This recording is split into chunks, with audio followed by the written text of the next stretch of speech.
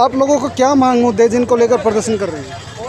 हमारी मांगे हैं जी, 2018 में जो आशा वर्कर की हड़ताल चली थी उसमें सरकार ने इनकी मांगों पर एक समझौता किया था, लेकिन उस टाइम तो इनकी मांगे मान ली दबाव में, लेकिन बाद में सरकार उन मांगों को लागू करने से मुकर गई। अब दोबारा से ये आंदोलन में है और अब सरकार ने इनको मजबूर किया है हड़ताल करने के लिए। सभी आशा वर्कर स्वास्थ्य विभाग का कोई भी काम नहीं कर रही जब तक, और तब तक नहीं करेंगी कोई भी काम जब तक इनकी मांगे नहीं मान ली जाती।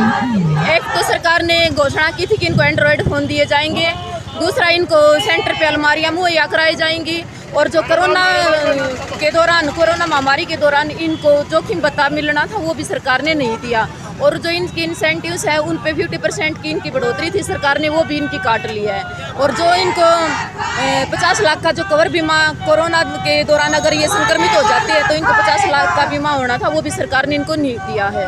तो इन सब मांगों के लिए, और दूसरा इनको भाई आशा वर्कर को कर्मचारी का दर्जा दिया जाए। अगर इनको पक्का नहीं करती तो सरकार तब तक इनका न्यूनतम वेतन 24,000 रुपये लागू किया जाए।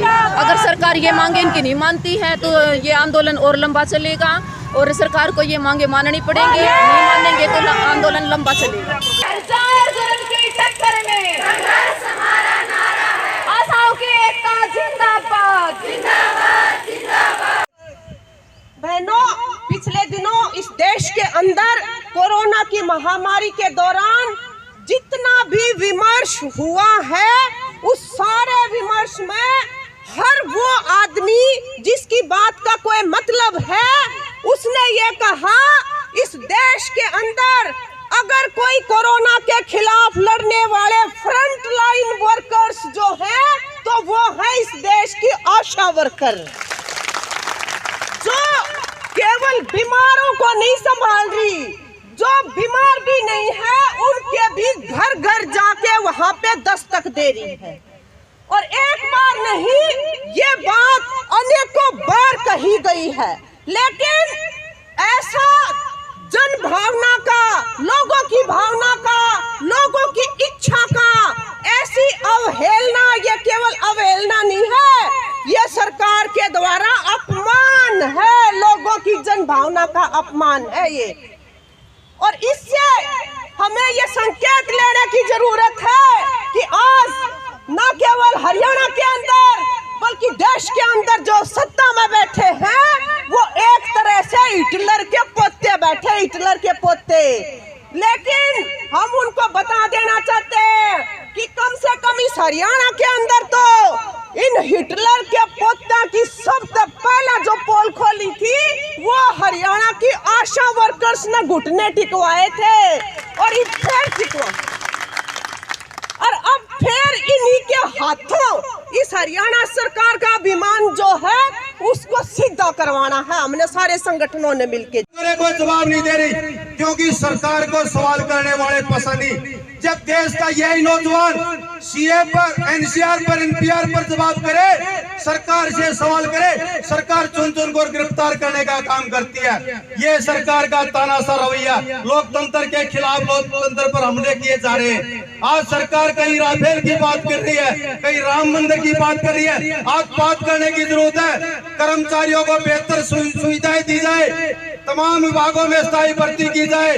एक काम तो जगमती जी को थी कि तारा घर का काम है भाई, भैंस संभालनी हो, सासू ससुरे संभालने हो, बालक संभालने हो, और वजह तामने चून पीछना हो, लाइट की में दिक्कत हो रही है, लाइट आले तरह के लिए कोड्डे पर फोन कर दिए। हमारे माननीय मुख्यमंत्री मनोहर लाल खट्टर जी ने कहा था ये लाल झंडा दिखाई नहीं देने दूंगा, और उस हड़ताल को आपने मेहनत करके इतना सफल कर दिया कि मुख्यमंत्री को बैकफुट पर जाना पड़ा और आपकी मांगों को मानना पड़ा। और आज वही बात है, लाल झंडा भी लहरा रहा है और लाल झंडा आगे भी जाएगा। कि ये आशा वर्कर 19वां दिन है आज इस हड़ताल को।